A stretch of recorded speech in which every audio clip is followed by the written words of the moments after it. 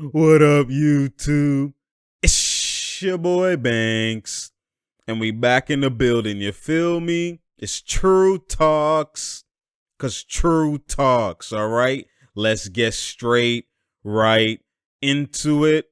So you already know, obviously, last night, was the first game of the NBA Finals, Game 1 between, the Milwaukee Bucks and the Phoenix Suns. The Phoenix Suns are obviously at home.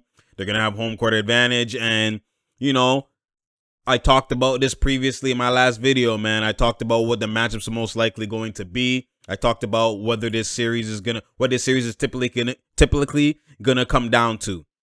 You know what I'm saying? And so when you look at it, it's like, bruh, it's gonna come down to the PNR ability from the Suns, whether the Bucks can guard that or not, because they have two maestros. I told y'all from before, they're gonna struggle defensively. The Bucks' weakness defensively has been the PNR, and it's been like that all playoffs. You've seen what KD did in the PNR. And when they have two guys who are PNR maestros, I'm not talking about guys who use PNR but don't shoot the midi. No, I'm not talking about that. I'm talking about guys who are like, they're scorers in the PNR.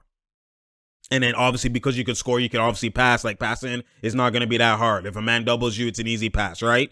But the point is, can you score at an elite ability off the PNR? Meaning you can score off the drop in threes, you can score off the drop in the mid-range, you can score off the drop with a floater, you can do whatever. Like, you're just a PNR maestro at its highest in terms of scoring.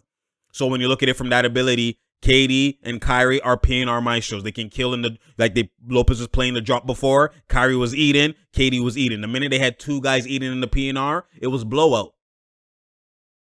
And then obviously Kyrie got injured, and you seen it went to game 3 and they almost won that game. But after game 4, when Kyrie got injured, then now they struggled. They won 7 games even with one guy killing the PNR and KD. They struggled because he's that guy. Then what happened versus the Atlanta Hawks? They struggle with one guy in Trae Young killing the PNR. So if you use IQ, if they struggle in the drop coverage, they struggle in whatever they do in the PNR, whatever defensive scheme they do, it's a weakness. They struggle with it. So I said, okay, it's going back now. That's why I said the Suns are going to win in 6. You know what I'm saying? 6 or 7, whatever. I said 6, but the Suns are going to win the ring because they struggle with one guy, it went to 7 games. They struggle with one guy and he got injured, went to 6 games. What do you think is going to happen? They're back again to where they have 2. You have CP3, you have Devin Booker running the PNR. So you have 2 guys again. It's literally back to KD, Kyrie running it.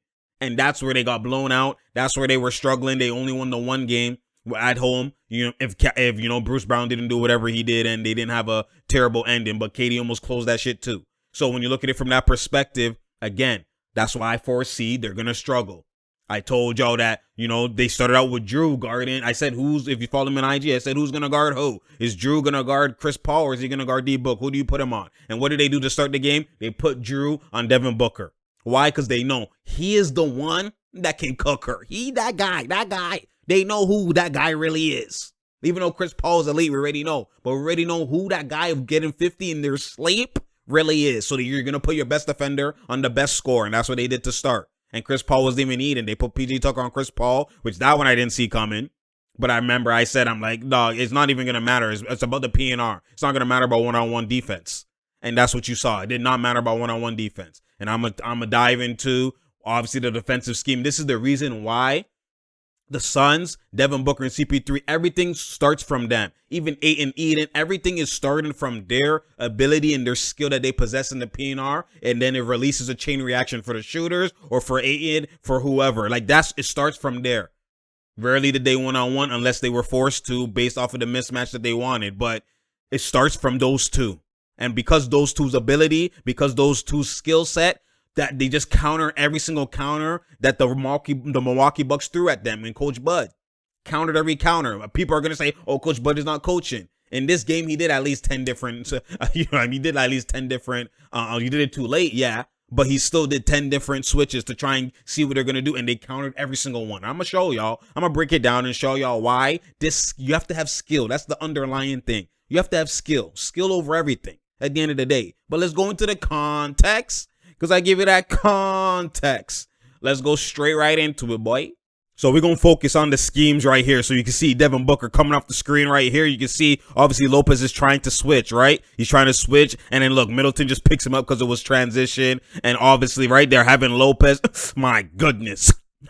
Lopez on that boy. Like, they're trying to switch right here again. You can see again. Look, see? They switch again. And look, see, bruh. Look at this. That's terrible, man. You have Chris Paul and Lopez, and you have Ayton and PJ Tucker. See, and this is what I'm saying, man. This is just terrible game plan. And you can see, obviously, one, you have a mismatch with Chris Paul having Lopez on him, and that's baby food. That's an island. He's going to fry him. My goodness. And then look, then you have baby food in the paint, and you have Ayton, you know what I'm saying? And that's Gerber. You better serve her. So you literally switching everything. You're causing two mismatches, two opportunities that they could either go to this one for one, go to this one for one. They could just play with you. You know what I'm saying? And just kill you on an island. And that's why I always said they don't want to switch Lopez. I said it beforehand. They don't want to switch Lopez, so they're probably going to play the drop, maybe trap the pick and roll, do other things to, you know, as a scheme, shrink the floor, etc. But no, they switched everything and terrible gameplay.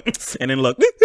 And it's like, bro, that's really what you chose out of all the options to guard the PNR. That's what you chose. God damn, man. Look right here. See Booker coming off, and then they switch with Lopez on him. And then look, baby. Hey, see? You have two mismatches at all times, whether it's Booker in the PNR or Chris Paul in the PNR. And that's what they did every time. Look, switch. And then just kill, bro. Walk him down. My goodness.